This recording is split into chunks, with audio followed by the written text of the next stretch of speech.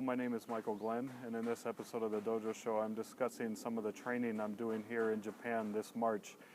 Hatsumi Sensei the other night told us about the ura side of sakkijutsu. This is a very important quality for our training this year, and I look forward to sharing it with all of you.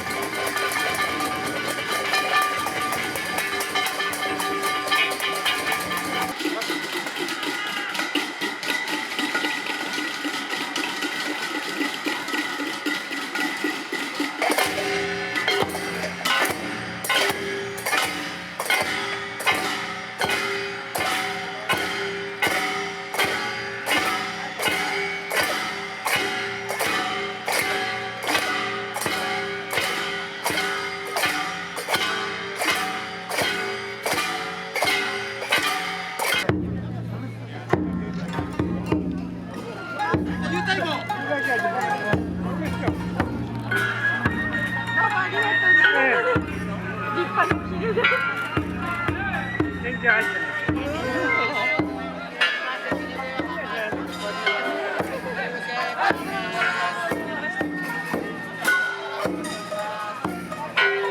sé, allá.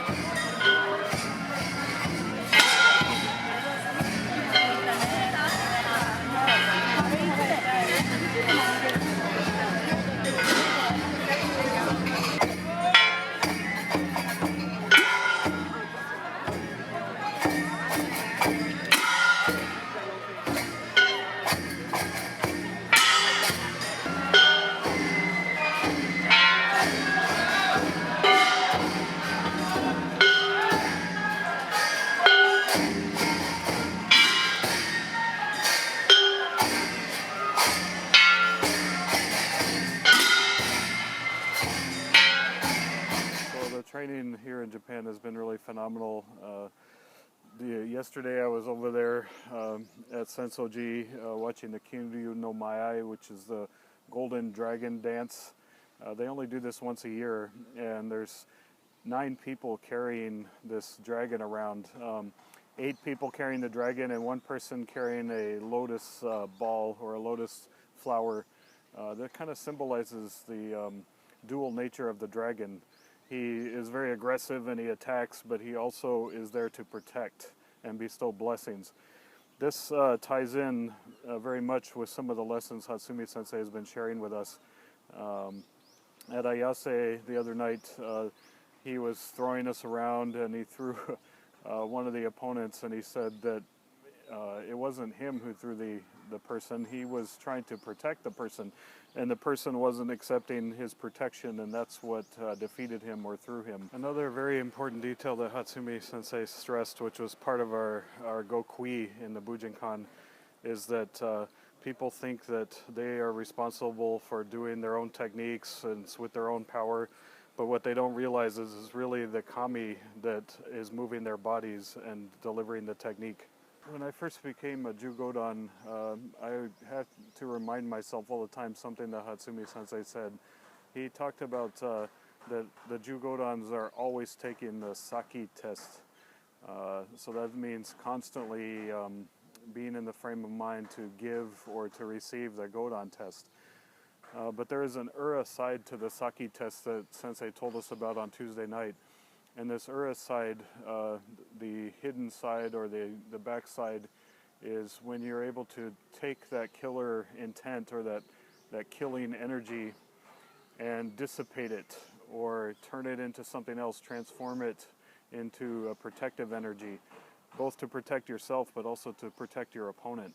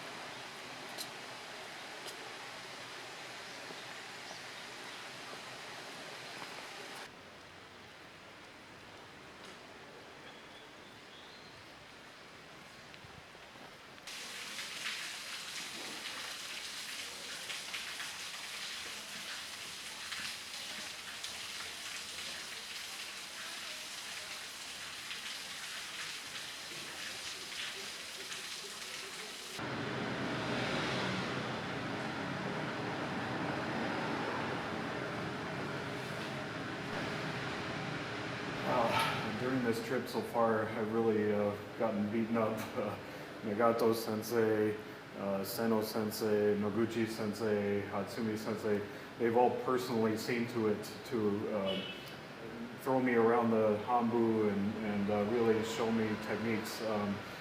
It gave me an interesting sense for the new Honbu. It felt a lot bigger than I thought it would. I think it's because of the geometry of the space.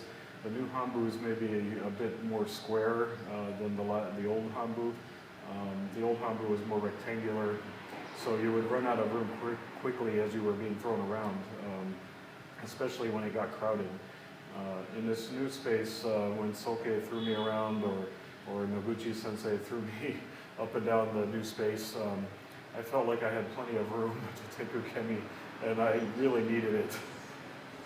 Hatsumi Sensei has been sharing this kind of duality of sakkijutsu, and one aspect of the duality is that your opponent is put in a position where he traps himself. Soke said it was like the monkey trap, where the monkey puts his hand in a jar to grab the food, and he makes a fist when he grabs the food, and then he can't pull his hand out. This is the kind of feeling he wants us to create for our opponent. They attack us, and in the course of the attack, they've trapped themselves. They've made a fist in the jar. Another idea that Sensei has shared with us is something he talked a lot about last year, which is the idea of Ida, or a stone skipping across water. When the attacker comes in, he's bouncing across the surface of the kukan maybe, or Soke, as he attacks the opponent, he's creating this feeling of skipping. It's not sticking to any one technique, it's just skipping through them. It's been a really interesting trip so far. Sensei's movement has been subtle in a way that I've not noticed before. It could just be my own eyes only seeing it now, or maybe the movement is evolving. I personally, when he did things to me personally, it was this weird feeling of being bombarded by feathers or butterfly wings flapping all around. It kind of gave me the impression that Soke has 1,000 hands. Hatsumi Sensei is using the kukan as usual, which is a difficult thing to pull off if you've never experienced it yourself. But he says to take the opponent without taking, or take him with the kukan. So you use the space to envelop or wrap up your opponent, and that's how you capture him. Another detail that Soke shared with us was this idea of letting go of the technical, or letting go of technique. He said what we're doing now is beyond technical.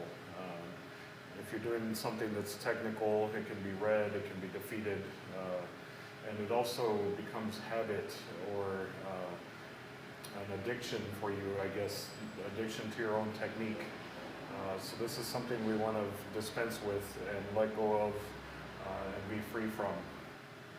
Hatsumi Sensei came over to me and my training partner, and he had us kick at him, and he didn't really block or evade the kick so much, but he captured a certain timing or a feeling, and defeated us with the surprise that we felt. It wasn't anything he did, it was our own surprise that defeated us. And then he proceeded to tell everyone in the class that this was like the era of sakkijutsu. He said that sakkijutsu is not what you would expect it to be. It's something else.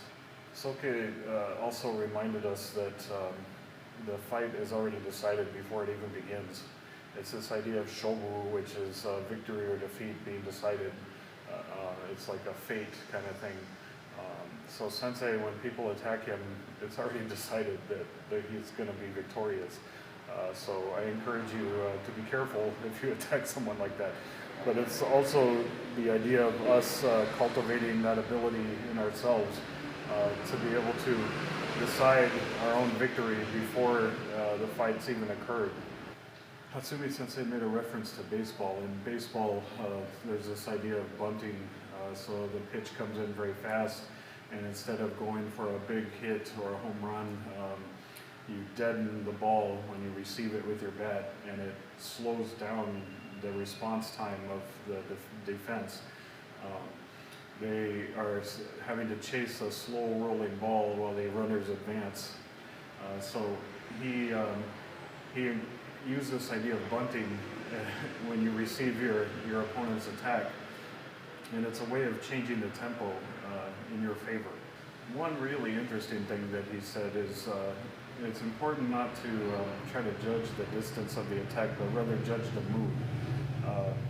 He said this is something beyond the physical. It's an ability to judge the mood or the air, read the air. So as the attack comes in, there's a physical distance, but there's also a mental, emotional, spiritual distance that you have to be able to control. This kind of kyojutsu of reading the mood is important. You're slipping out, but you're helping. You have this feeling of helping your opponent, kind of supporting them or lifting them up or helping them or aiding them in their journey. Let their attack occur, assist them with it. When you do this, it really unbalances them. Of course, like any good ninja, Hatsumi Sensei has been using a lot of kakushi buki, which are these kind of small, handheld, hidden weapons. So when the attacks come in, the opponent is instantly injured with his own attack as he runs into these weapons. And then Soke manipulates the weapons around the person's body in ways that are very destructive and powerful.